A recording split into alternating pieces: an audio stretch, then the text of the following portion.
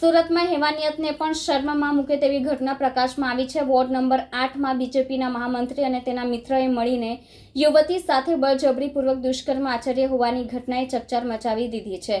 યુવતીને માદક પીણું પીવડાવીને બંને હવસ સંતોષી હતી। પોલીસે બંને હવસખોરને ગણતરીના સમયમાં ઝડપી પાડી જેલના સળિયા પાછળ ધકેલ્યા હતા। સુરત શહેરમાંથી એક ગંભીર અને ચિંતાજનક ઘટના પ્રકાશમાં આવી છે, જેમાં ભાજપના વોર્ડ નંબર 8ના મહામંત્રી આદિત્ય ઉપાધ્યાય અને તેના મિત્ર ગૌરવસિંહ સામે દુષ્કર્મનો ગંભીર કેસ લાગ્યો છે। બંને સામે એક યુવતી સાથે દુષ્કર્મ આચરવાનો ગુનો નોંધાયો છે, જેના આધારે સુરત પોલીસે ઝડપથી કાર્યવાહી કરવા બંને આરોપીઓની ધરપકડ કરી કાયદેસરની કાર્યવાહી શરૂ કરી છે।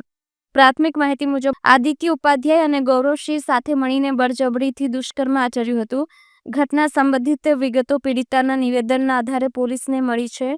પોલીસ દ્વારા આ મામલે ગુનો નોંધવામાં આવ્યો છે અને ગંભીર આરોપોની શોધખોળ શરૂ કરતા બંને આરોપીઓને ઝડપી લેવામાં આવ્યા છે। પોલીસે આરોપીઓ સામે આઈપીસીની સંબંધિત કલમો હેઠળ કેસ દાખલ કર્યો છે અને વધુ પૂછતાછ શરૂ કરી છે।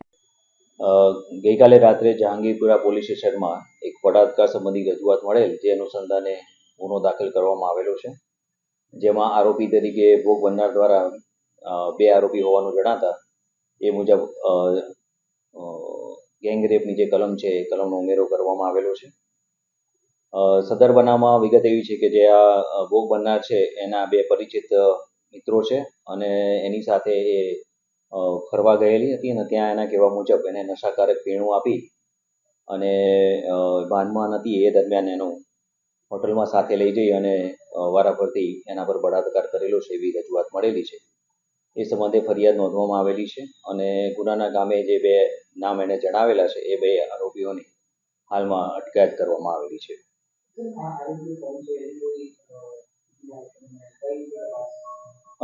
એમણે જે નામ આપેલા છે એમાં એક આદિત્ય નામ આપેલું છે અને બીજું એક ગૌરવ નામ આપેલું છે અને ફરિયાદીના જણાવ્યા મુજબ એની જે જ્યાં રહે છે એની આજુબાજુ જે એના રહેનારા એટલે પરિચિત વ્યક્તિઓ જ છે એવું એના જણાવ્યું છે। એ બે વ્યક્તિની હાલમાં અટકાયત કરવામાં આવેલી છે અને ભોગ બનનારે જે વિગત જણાવેલી છે એ મુજબ આગળની તપાસની કાર્યવાહી ચાલુ છે।